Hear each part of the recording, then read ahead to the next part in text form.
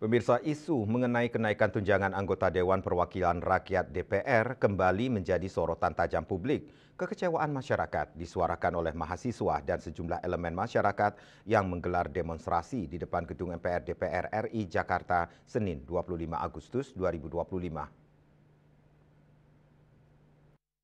Isu kenaikan tunjangan DPR dan demo mahasiswa tersebut, akademisi yang juga Dekan FH Unmas, Profesor Dr. Iketul Sukowati Lanang Putra Perbawo, menilai dalam negara demokrasi wajar jika mahasiswa menyampaikan aspirasi untuk menyuarakan suara hati rakyat.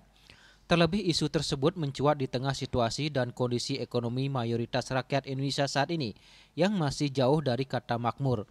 Apalagi saat ini pemerintah tengah menggencarkan program efisiensi untuk mengoptimalkan keuangan negara. Isu kenaikan tunjangan tersebut tentu saja mencederai kepercayaan rakyat terhadap lembaga negara. Hanya saja diharapkan demo tersebut tidak sampai meluas ke isu lain, seperti membubarkan DPR sebagai salah satu lembaga institusi demokrasi. Saya pikir reaksi dari mahasiswa itulah kira-kira mungkin suara masyarakat ya yang bisa disampaikan kepada DPR terkait dengan tunjangan atau persoalan yang lainnya, persoalan ekonomi dan pemerintahan. Saya pikir itu sesuatu yang wajar karena itu disampaikan oleh mahasiswa dan beberapa eksponennya.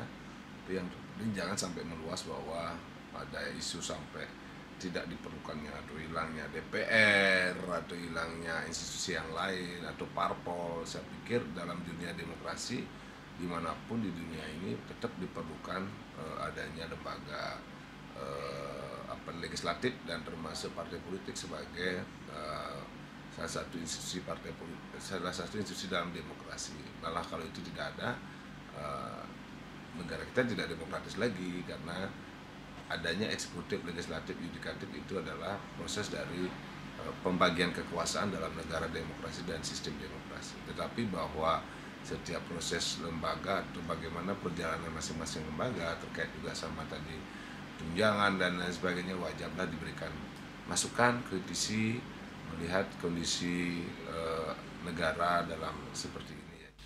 Ia menambahkan lembaga negara harus lebih peka terhadap kondisi masyarakat. Jangan sampai masyarakat kecil disuruh berhemat, namun para pejabat negara justru mengeluarkan kebijakan yang menyakiti hati rakyat. Eka Yana, Bali TV.